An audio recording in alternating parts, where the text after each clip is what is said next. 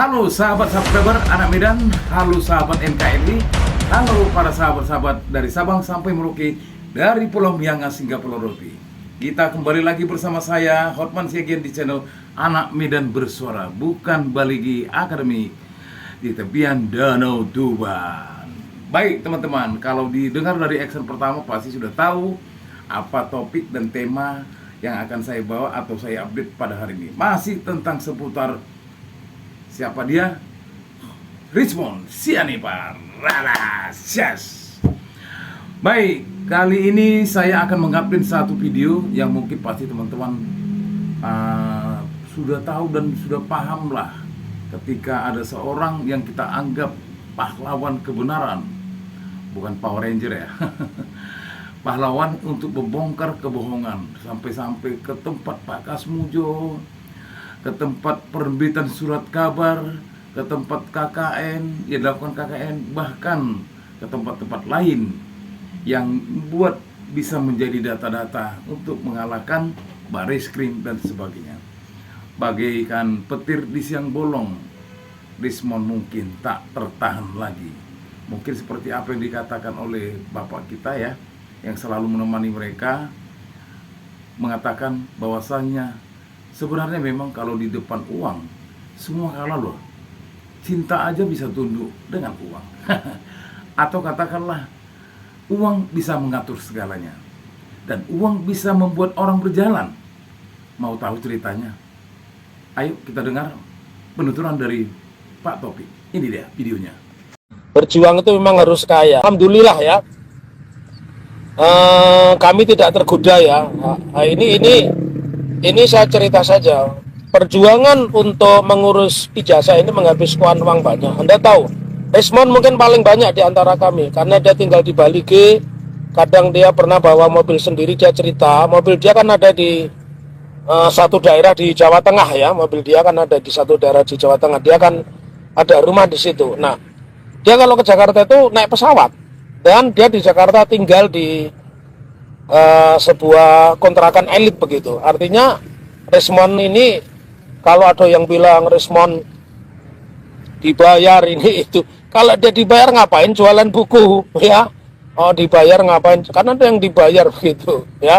Oke, aku luruskan kembali. Kenapa ini aku bilang biar orang tahu background masing-masing. Jadi Richmond itu sudah menghabiskan uang barangkali sekitar 600 jutaan ya. Sip, putar balik. Sip, putar balik. Sip, putar balik. Sip, putar balik. Yuk. Yuk, sini Pak. Jalan. Sip. Ayo, agak kencang dikit. Agak kencang dikit. Agak kencang dikit. Agak kencang dikit. Terus, ya, hop, putar. Melayu ya, sekali lagi ya. Sekali lagi, Melayu ya. Nanti kalau bisa melari, ini hadiahnya buat Bapak semuanya, 800 juta. Lari. Lari. Yuk, lari. Lari. Lari. Lari. Ini udah bagus ya. Alhamdulillah. Ya udah, Bapak tinggal mantepin aja, besok tes. Ntar saya tambahin lagi 2 lagi. Jadi semuanya totalnya 1 miliar ya. Yuk, duduk.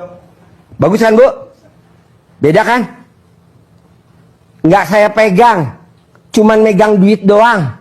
Berarti semua orang sakit kalau pengen sembuh, obatnya cuman megang duit. Ini juga begitu. Besok suruh datang tak pegangin duit, bohong deh. Kalau memang Richmond membutuhkan duit karena sudah menghabiskan duit pribadi sampai 600 juta, selama berjuang mengungkap ijazah palsu Jokowi seperti diungkapkan Dr. Muhammad Taufik. Menurut saya lebih patut Richmond pura-pura stroke, lalu berobat alternatif seperti yang kita lihat bersama pada video sebelumnya. Daripada Richmond meratap datang ke Jokowi dan Gibran untuk mendapatkan pengampunan dalam bentuk restorasi justice yang bisa dikatakan sebagai pengkhianatan besar terhadap teman-temannya. Tapi sebelum berlanjut video ini, saya ingin menanggapi pernyataan Pak Taufik. Perjuangan macam apa yang telah Richmond lakukan selama kurang dari 1 tahun ini, terus menghabiskan uang pribadi sampai 600 juta. Apakah benar Richmond tinggal hidup menetap di Balige, Sumatera Utara sana, sehingga harus bolak-balik Sumatera, Jakarta, dan Solo? Padahal faktanya Richmond itu berKTP Klaten, Jawa Tengah, dengan alamat Perum Cipta Gria Bersinar, Kecamatan Kalikotes, Kabupaten Klaten, Jawa Tengah. Oleh karena itu sejak mulai bergabung di dalam kelompok Roy Suryo dan kawan-kawan pada pertengahan tahun 2025, Rismon sering bolak-balik di wilayah Jogja, Solo, dan Jakarta. Kalaupun selama di Jakarta Rismon memilih tinggal di kontrakan elit, saya sangat tahu berapa harga kontrakan di wilayah elit. Seperti di Jakarta Selatan di sana, banyak guest house yang dikontrakan sebulan antara 10 juta per bulan. Atau bisa memilih tinggal di apartemen mewah seperti di daerah Lebak Bulus atau Paku Buwono dengan harga berkisar 15 jutaan saja. Hal ini mengidentifikasikan bahwa sepertinya Muhammad Taufik terkena cerita bohong dari Rismon. Sebab pada awal-awal ijazah palsu ini menjadi trending, akun YouTube Balige Academy juga menghasilkan AdSense yang tidak kecil, apalagi setiap melakukan streaming berjam-jam lamanya. Selalu mendapatkan viewer yang sangat banyak meskipun jumlah subscriber Balige Academy baru di angka 180 ribuan. Jadi dengan demikian memang mungkin sudah menjadi karakter bagi Rismon untuk selalu berbohong sekalipun terhadap orang-orang dekat dan orang-orang yang menghormati dirinya.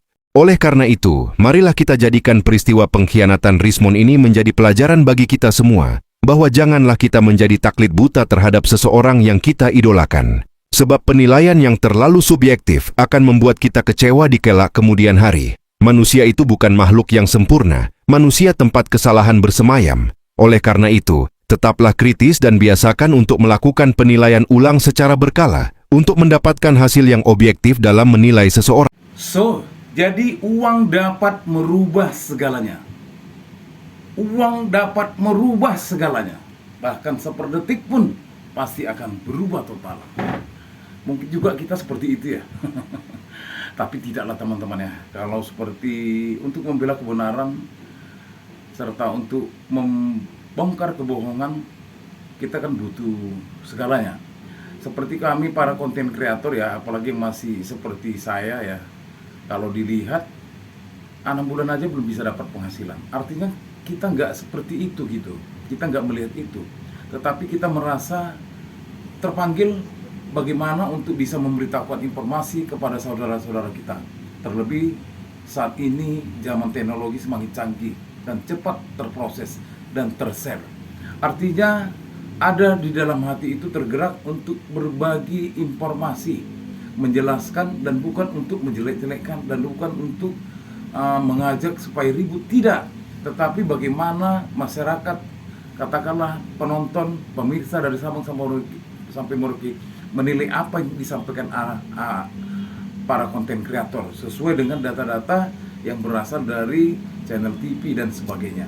Seperti yang saat ini terjadi, kita sudah tahu Rismon ketika tiba-tiba mengambil langkah 11.000% dan dia langsung menjumpai dan meminta maaf kepada Bapak Jokowi, begitu juga kepada Bapak Gibran. Tetapi akibat permintaan maafnya ini semakin besar berita tentang bahwasanya ijazah tersebut bermasalah. Ketika ada beberapa buku yang sudah ditelurkan dan sudah ditetaskan dan sudah diperjualbelikan. Rismon Sianipar, apakah Anda sadar ketika Anda menjumpai Bambang Tri dan Gus Nur, di mana ekonomi mereka terpuruk dan keadaan mereka terpuruk, Anda mendampingi dan melihat mereka, dan bahkan Anda sebagai promotor untuk meminta sumbangan yang bisa diberikan ala kadarnya kepada Bambang Tri dan Gus Nur. Sampai hatikah Anda seperti itu? Padahal kalau dilihat dari sensor mata suku Batak, itu nggak ada yang seperti itu. Bayangkan Raja Sisingamangaraja, begitu pemimpin-pemimpin Batak, baik Batak Karo, Batak Simalungun dan sebagainya. Mereka itu tidak tergila-gila ketika Belanda menyerang Indonesia. Terlebih mereka masuk ke tanah-tanah adat, ke tanah-tanah Batak. Mereka tidak menjual harga diri mereka. Apalagi kalau diri kita dibatasi dengan satu parsel, buat malu. Tapi teman-teman, baiknya kita dengar lagi berita selanjutnya agar kita dapat memahami apa sih sebenarnya mau si Rismon ini. Seperti kata orang tua-tua kita, Rismon adalah penyusup. Tapi semua itu tergantung beliau. Dan bagaimana supaya kita menegaskan kepada Roy Suryo atau Troy ya, yang kemarin juga ada di update video saya, kuda Troy, bagaimana mereka berlari bercepat untuk menuntaskan, membongkar kebohongan ini, karena kekuatan kekuasaan masih sangat luar biasa. Ayo kita tonton video berikutnya. Pada akhirnya orang akan ngumpul dengan orang yang sekolah. Ya jasa palsu kumpulnya dengan jasa palsu lah, kira-kira begitu. Itu yang mensetani, ya nggak apa-apa, sudah buka tadi. Padahal kan di bulan suci Ramadan kan setan-setan harusnya dikunci, ditutup. Terbelenggu ya? Terbelenggu, tapi enggak. Berkeliaran. Menawari, ya menawari Bu Kurnia, menawari Rostam, menawari saya, menawari mana-mana ditawari. RJ, kayaknya jadi kayak sayembara, itu yang disebut broker tadi. Ada WA-nya, gitu loh. Nawarin RJ itu? Kita skip dulu ya teman-teman. Tadi suara Roy Suryo bergetar. Seakan-akan dia udah lelah, tapi dia masih punya semangat.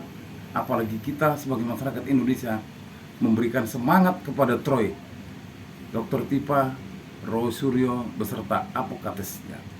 Bagaimana supaya mereka menyalakan api-api perjuangan untuk membongkar, memberantas semua kebohongan yang dilakukan oleh para pejabat, para penguasa. Dan kali ini kita dengar apa yang dikatakan oleh Roy Suryo, ada dijanjikan sesuatu jika diberhentikan perihal tentang kasus ini. Kita kembali lagi yuk, kita dengar. Ya sebenarnya saat Rismon Sianipar menunjuk kuasa hukum yang baru bukan dari tim advokasi kami, itu sudah terbaca. Itu kapan? Ya sudah 3 bulan atau 4 bulan yang lalu ya. Dan itu yang menyebabkan kami melihat ada upaya untuk tidak terikat dengan keputusan tim kami karena tim kami full untuk gaspol gitu. Nah saya kembali ke soal kita, sebenarnya ada narasi yang saya pikir sesat dan dipaksakan ya. Misalnya klien kami Pak Roy ini selalu dinarasikan, cobalah minta maaf dalam Ramadan yang mulia. Seolah-olah klien kami sudah diputus berkekuatan hukum tetap bersalah dan harus minta maaf. Pada sisi yang lain sebenarnya kalau kita lihat kan justru eskalasi kasus ini menjadi meningkat dan mendapat perhatian publik termasuk media mengundang, TV nasional mengundang kan setelah saudara Joko Widodo membuat laporan. Sebelumnya tidak pernah naik ke media nasional. Misalnya Bambang Tri yang sampai divonis 4 tahun. Tidak pernah ada satu berita yang dibawa ke media nasional oleh TV, paling YouTuber-YouTuber. Tetapi begitu saudara Joko Widodo pada 30 April 2025 yang lalu membuat laporan, itulah titik awal eskalasi. Dan saya mau luruskan, dalam gelar perkara khusus tidak benar kalau yang dilaporkan cuma peristiwa. Ya. Ada itu di LP-nya sejumlah nama yang dilaporkan oleh saudara Joko Widodo yang tentu saja kalau kita bicara pidana, tidak ada tujuan akhir kalau orang kemudian dilaporkan tidak kemudian masuk pidana. Nah kalau pertanyaannya, ya yang penting dapat restorasi. Nah justru itulah yang kami meyakini bahwa rangkaian upaya untuk membawa klien kami restoratif dan damai itu adalah bagian dari upaya untuk merekondisi ijazah Joko Widodo seolah-olah menjadi asli dengan adanya perdamaian. Padahal kami tegaskan itu tidak bisa merestorasi. Beda dengan kasus penipuan 6 juta dikembalikan, dianggap dipulihkan, selesai. Dan saya mengutip apa yang disampaikan oleh Bung Damani tadi, memang benar nih syarat objeknya tidak dipenuhi karena lebih dari 5 tahun, karena maksimal 5 tahun yang bisa direstoratif. Syarat subjektifnya juga belum terpenuhi, belum tentu ada keridoan para pihak. Gitu. Saya lihat kubu Jokowi terutama pendukungnya sangat tidak ridho kalau seorang Rismon itu harus diselesaikan dengan damai, apalagi dapat SP3, maunya lanjut, maunya Rismon dipenjara. Saya lihat begitu dan itu motifnya terbaca ketika Rismon dilaporkan dengan kasus ijazah S2 dan S3-nya. Dan saya lihat memang tonggaknya, titik kulminasinya adalah ketika Rismon dilaporkan dengan kasus ijazahnya. Disitulah saya melihat ini kawan ini gentar. Dan memang kalau kegentaran itu muncul dari apa? Adanya kesalahan. Nah dugaan kami memang ada masalah dan karena itulah maka sangat bijak ungkapan dari orang yang bisa menyatakan bahwa pada akhirnya orang akan ngumpul dengan orang yang sekolah. Ya jasa palsu kumpulnya dengan jasa palsu lah, kira-kira begitu. Jadi nggak mungkin bisa bertahan dengan ijazah yang asli. Begitu. Banyak sekali maklar-maklar dari orang-orang yang namanya rombongannya Jokowi itu yang mensetani, ya nggak apa-apa, sudah buka tadi. Padahal kan di bulan suci Ramadan kan setan-setan harusnya dikunci, ditutup. Terbelenggu ya? Terbelenggu, tapi enggak. Berkeliaran. Menawari, ya menawari Bu Kurnia, menawari Rostam, menawari saya, menawari mana-mana ditawari. RJ, kayaknya jadi kayak sayembara, itu yang disebut broker tadi. Ada WA-nya, gitu loh. Siapa yang nawarin RJ itu Bang? Iya banyak yang tawari supaya apa melakukan. Siapa yang menawari? Yang menawari, ya itu para termol-termol itu. Pernah nawari Anda? Ada di sini. Oh kalau saya nggak perlu tawarin, nggak mungkin kalau saya. Kalau saya ngapain tawarin? Ngapain? Nggak usah ada. Menawari pasti ditolak. Iya. Karena nggak ada kompetensinya untuk menawari. Karena otoritasnya bukan ada pada saudara Rasman. Jadi kan nawarin respon kan? Berarti ya udah. Karena memang saya berinisiatif karena dia sakit. Lah ya udah. Itu apa jadinya ada pengakuan ini. Hanya alasan yang berbeda saja. Kalian memuja-muji Rismon. Sekarang kalian merendahkan Rismon. Iya ngapain? Kalian koreksi diri lah. Jangan-jangan Terbul besok ada tuh lagi yang sikapnya mau kayak datang. gitu itu ya. Kalian makin Tahan tinggal tuh. 1-2 orang. Terbul tuh Saudara sikapnya itu kayak sudah gitu. banyak keliru. Kalian Dan ini tadi tidak bisa udah menjawab kacau. argumentasi tentang Perjuangan. Jokowi yang tidak Tidak pertama. semua orang. Begitu saya jelaskan bahwa ada nama Panglima di belakang semua Jokowi, itu. saudara juga tidak bisa Panglima perang menjawab. itu begitu. gugur juga gitu loh. Jadi saya pikir nggak bernilai apa yang disampaikan oleh Rasman ini. 3 orang sekarang Iya, iya. tersebutkan bahkan dengan Dan selalu membela saudara Joko Widodo terlepas dia bukan kuasa hukum Joko Widodo. Begitu loh. KUHP Kuhap Solo. Lihat Iya. aja nanti prosesnya. Kan saya bilang kalau Anda tidak puas, ajukan keberatan Anda. Oh, tidak perlu ngajari kami. Nggak ada perlu ngajari kami. Nggak perlu. Kami punya kebebasan untuk menyampaikan pandangan, tidak harus dengan pra-peradilan. Baik, abang semua. Memangnya jalan hukum itu hanya pra-peradilan? Zainuddin, Bung Roy, Memangnya hanya Bang Rasman, kita pra-peradilan? dengarkan terlebih dahulu pernyataan dari Makanya saya bilang Pak Bung Jokowi Freddy. tidak pernah Ya melarang sudah, orang nggak ada untuk masalah. masuk. buat Udah, saya. oke. Tidak perlu Lawyer yang ada sudah dicabut basnya tuh ya kayak abang harap tenang. Kalau sudah Nggak bisa sudah ngomong digoreng, baik. ya, Bung Rasman. Udah dicabut berita Baik, Bung Freddy. Ada orang membela diri kok ikuti. Silakan, Bung Freddy. Kita ini termul Apa? yang Iya, takut buta kepada Joko Widodo. Ya, ini Bang Kozin, Bung lawyer Roy, nggak ngerti mohon tenang prosedur sebentar. tuh ya kayak gini nih nggak Bung udah Freddy, silakan. dicabut basnya tuh ya kayak gini. Justru di sinilah masalahnya. Kami itu sebagai pendukung Jokowi, ya itu ndak mau, ya. Tetap aja framing yang dibangun seperti itu. Ini adalah adu domba, pecah belah, kan begitu. Justru itu yang kita tidak mau. Ini diarahkan kembali menyerang Pak Jokowi. Makanya, padahal kan, Emang ya, ini tuduhan ijazah palsu ini kan yang diserang institusi kepresidenan. Ya selain Pak Jokowi pribadi, ya UGM Universitas Besar, ya KPU, Bareskrim. Ini kan sesuatu yang tidak bisa kita jadikan Interupsi, kalau soal presiden ya kalau ya RJ ini ya dengan gampangnya diberikan. Oke, RJ itu hak Bung Rismon. Sebetulnya untuk titik ini kami ini dari awal sepemahaman dengan Bung Kozainuddin ini bahwa ini harus berakhir di pengadilan, harus dibuktikan di pengadilan. Tapi Mas Roy, kita ini sejak awal orang yang sejak awal ini kita ini Mas Roy. Pernah nggak saya nawarin ini? Karena saya juga selalu konsultasi ke Solo. Nggak ada itu gitu loh. Oke, saya koreksi. silakan. Iya. Soal yang UGM itu, kalau UGM benar, nggak ada putusan KIP yang harus kemudian melakukan tanggapi yang memerintahkan KIP. UGM. Justru KIP Justru itu membuka UGM supaya membuka semua. Tadinya kan nutup-nutupi. KPU juga. Justru Tadinya putusan KIP buka. itu Dah, menunjukkan CLS bahwa sudah ada permintaan. ada mekanisme. Jokowi tunjukkan ijazahnya. Putusan KIP Nggak itu pernah menunjukkan ada Katanya kan mekanisme Jokowi kan ya, Jokowi proses kan belajar janji. mengajar, proses Mau iya. Pak Jokowi Mana sebagai sekarang? mahasiswa. Mana sekarang? Ya tunggu Kan aja. nggak ada. Lu kok tunggu ya udah serahkan itu udah putusannya KIP sudah kemarin kan? Iya. Jadi artinya tunggu aja 20 bukti yang selama disembunyikan oleh KIP itu disembunyikan oleh UGM dan KPU itu keluarkan. Begitu keluarkan nanti kelihatan palsu. tunggu aja, tidak ada kan? Belum ada kan? Palsu-palsunya kelihatan semua. Udah Iya. kan udah dapat. Ya tunggu aja. Semua udah Dan begitu kelihatan jangan Mas nanti. Roy memframing Udah. bahwa Nggak itu kan memframing, baru kita putusan udah kemarin tahu. Mas. Udah Ya, ada. prosesnya Baik, nanti kita tahu, selanjutnya udah ditutup-tutupi, harus udah jelas. ditunjukkan. Iya makanya. Nah, Iya tunjukkan tunggu aja. aja. kan Jangan, ada yang jangan menarik di nih. framing bahwa itu tidak ada. Nggak Kan begitu. Nggak ada framing itu yang jelas ditutup-tutupi ada. Sejak Baik, awal. Bung Roy Itu sebentar, jelas. saya mau bicara sama Bung Freddy. Putusan KIP ini kan baru saja kemarin keluar yang boleh dibilang positioningnya Pak Jokowi ini kalah 2-0. Iyalah. Tapi Kalah 2-0 justru bagaimana? Kalah. Emang Pak harus Jokowi balik berperkara lagi. di situ? Iyalah, wah nggak lihat ini. Nggak lihat. Pak Jokowi Bahwa itu berperkara di terbuka. KIP. Iya. soal Salah. ijazahnya Ini publik gimana nih, harus Bung? dikasih penjelasan. Di CLS jelas itu. Dia Di KIP itu jadi memang lembaga publik di situ, ada UGM di situ, ada KPU di situ. Pak Jokowi tidak ada berperkara di situ. Kepresidenan lembaga Secara publik formal memang tidak. saudara Joko Widodo bukan pihak dalam Makanya perlu kita jelaskan. Dokumen ijazah Iya, yang makanya oleh saudara perlu Joko kita Widodo jelaskan kepada publik. Jadi lembaga publik. saya membantah, tidak ada 2-0 di situ. Oke, ya silakan Bang Rasman. Bagaimana Bonatua Silalahi, kira-kira 2-3 bulan yang lalu ya. Di situ juga pernah dikatakan kalau mau banding bisa tun dan lain sebagainya. Sampai dengan putusan ini ada 7, saya lihatin satu-satu. Jadi tidak ada yang namanya 2-0, keliru itu. 7-0 Pak malah. Jokowi tidak ada berkepentingan di urusan ditutup atau tidak. Itu ranahnya Gajah Mada, itu ranahnya KPU, bukan Pak Jokowi. Ya kalau kalian melihat ada 7 data yang akan diberikan, monggo. Silakan Pak aja Jokowi berikan. tidak ada masalah. Selain CAP Makanya ada kami CLS. katakan, saya Jokowi katakan dari sekalipun awal, nggak pernah tidak usah hadir di terlalu CLS. banyak lagi saksi datang Udah dan lain jelas sebagainya. itu. Maju saja ke pengadilan, Iya, tempur itu. di pengadilan. Pengadilannya buktikan mana? Nggak bahwa pernah ijazah Pak datang. Jokowi palsu atau Jokowi tidak. itu nggak pernah Apakah datang fitnah di atau Solo. tidak. Silakan Solo lapor itu ke tinggal pengadilan. berjalan Baik. aja. Jadi jangan. Jadi lo nggak pernah Pemirsa, datang. kita Oh, Allah Rasman Nasution dan Freddy Damanik. Sebenarnya gimana ya? Sama halnya seperti pertama tadi, uang itu bisa mengalahkan segalanya. Uang itu bisa membutakan. Uang itu bisa merubah hitam jadi putih. Uang itu bisa membabat habis orang-orang yang benar. Atau kita katakanlah hukum bisa tumpul ke atas, tajamnya ke bawah. Namun para pahlawan-pahlawan kebenaran ini tidak putus semangat. Mereka butuh doa dari kita sahabat-sahabat dari seluruh bangsa Indonesia.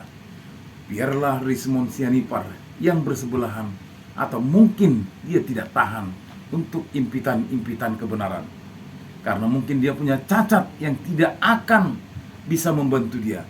Dia ambil langkah 11.000% untuk memaafkan dan untuk dimaafkan. Dan pada akhirnya hasil itu berbuah parsel. Tapi cukupkah parsel itu membuat kata maaf? Tidak, kawan. Karena apa yang Anda tinggalkan jejak-jejak digital tersebut sudah berbunga melalui para konten kreator, melalui para tokoh-tokoh masyarakat, melalui para masyarakat Indonesia. Orang tidak akan percaya ketika Anda dimaafkan, saudara Rismon, dan orang tidak akan percaya dan simpatik terhadap dirimu. Jangan-jangan jika kau berjalan ke tepian Danau Toba, muncul kata-kata pengkhianat. Padahal kalau dilihat dari kacamata suku Batak, tidak ada yang menjadi pengkhianat bangsa. Tidak ada yang menjadi pengkhianat kebenaran. Raja Sisingamangaraja tidak mau bertoleransi dan tidak mau bekerja sama dengan para penjajah pada saat itu. Walaupun dia harus ditembak, walaupun dia sesuai dengan berita anaknya atau gimana ya, kesayangannya, keponakannya ditembak. Namun intinya tidak ada kata menyerah untuk membela kebenaran. Tidak ada kata menyerah untuk membongkar kebohongan. Kecuali memang Anda sudah cacat, baiknya mundur secara perlahan. Karena tidak mungkin juga orang mau membongkar kebohongan kalau dia juga bohong. Tapi ingat, kata maaf bukan hanya sebatas parsel, tapi Anda sudah meninggalkan jejak-jejak digital untuk kami teruskan membongkar kebohongan. Sahabat subscriber Anak Medan bersuara, sahabat NKRI dari Sabang sampai Merauke, dari Pulau Miangas hingga Pulau Rote, biarlah video ini atau update video hari ini menjadi api-api kebenaran buat kita untuk mensupport, memberikan doa kepada sahabat-sahabat kita yang membela kebenaran. Troy, Dr. Tipa, Rosuryo, serta apokates lainnya. Salam perjuangan, hidup rakyat Indonesia merdeka!